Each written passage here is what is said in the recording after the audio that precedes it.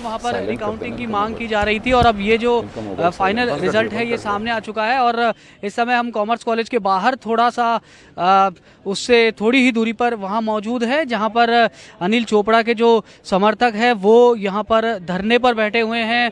सड़क पर ही यहाँ जाजम बिछाई गई है और नारेबाजी काफ़ी समय से ये लोग वहाँ पर कर रहे हैं। लेकिन अगर हम यहाँ पर बात करें योगेंद्र जी, तो कुछ हल्ला आपको यहाँ पर सुनाई देगा। शायद इन तक भी ये सूचना पहुँची है कि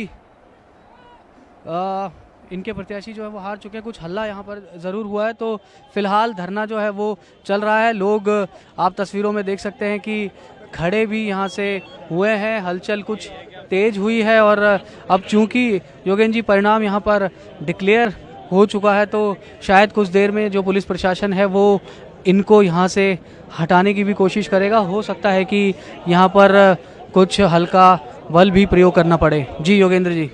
सुदर्शन, लेकिन अनिल धरने पे बैठे हुए हैं। धरने पे कहाँ बैठे हुए हैं? सामने जो भीड़ दिखाई दे रही है मुझे, यहाँ पे धरने पे बैठे हुए या फिर काउंटिंग जो एरिया है उसमें धरने पे बैठे हुए हैं अनिल चोपड़ा?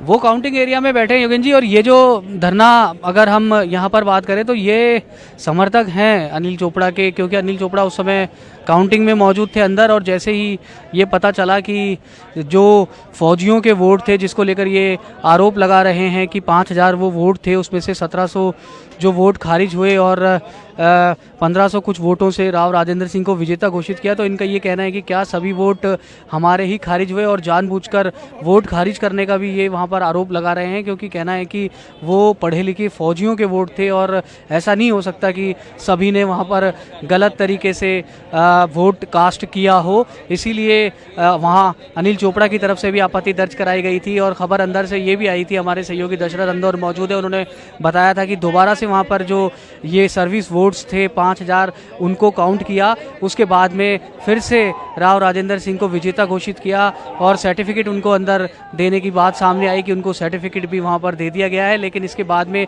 अनिल चोपड़ा अंदर धरने पर बैठ गए हैं और बाहर उनके समर्थक जो हैं वो यहाँ पर धरना दे रहे हैं। जी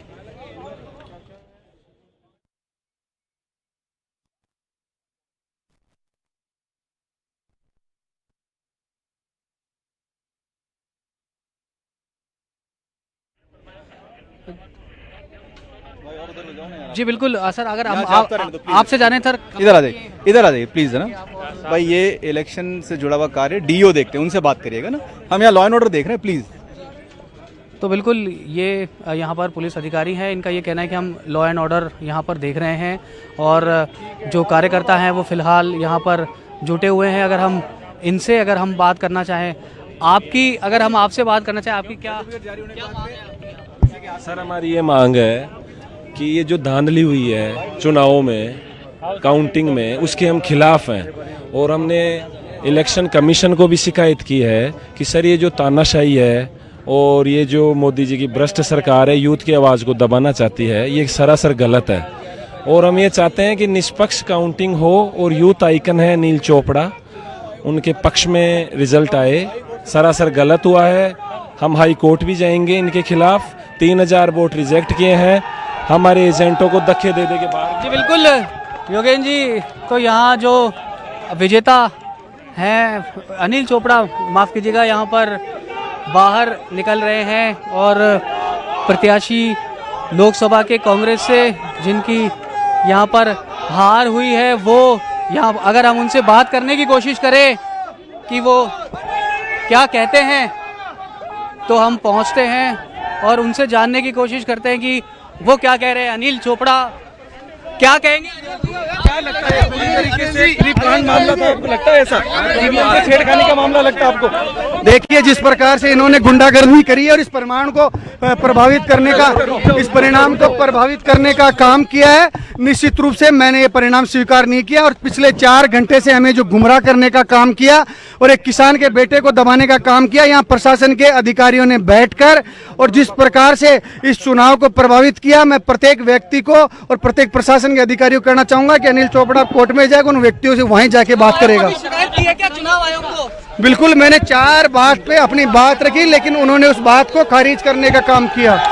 जी बिल्कुल योगेंद्र जी, आप देख सकते हैं तस्वीरों में साफ तौर पर कि अनिल चोपड़ा जो है वो पहुंचे हैं अपने समर्थकों के साथ में, जो कि धरना यहां पर दे रहे थे। और हमने बात की उनसे, उन्होंने कहा कि वो इस परिणाम को स्वीकार नहीं करते हैं, वो कोर्ट भी जाएंगे और चुनाव आयोग में भी उन्होंने वहां पर शिकायत की है, ये जो मैंडेट यहां पर मिला है उसके खिलाफ। जी बिल्कुल, अनिल चोपड़ा सामने दिखाई दे रहे हैं, वो बाहर आ गए हैं चुनाव रिजल्ट डिक्लेयर होने के बाद। अब समर्थकों के पास में जा रहे हैं। उनका साफ कहना है कि अदालत की शरण में भी जाएंगे और कमीशन से भी कंप्लेन करेंगे कि उन्हें जानबूझ करके साजिशन उन्हें हराया गया है। तो सुदर्शन, ये अभी समर्थकों के बीच में जा रहे हैं, कुछ देर आप और बने रहिए, तस्वीरें देखना बहुत जरूरी है, क्योंकि अनिल चोपड़ा अभी समर्थकों के बीच जा रहे हैं।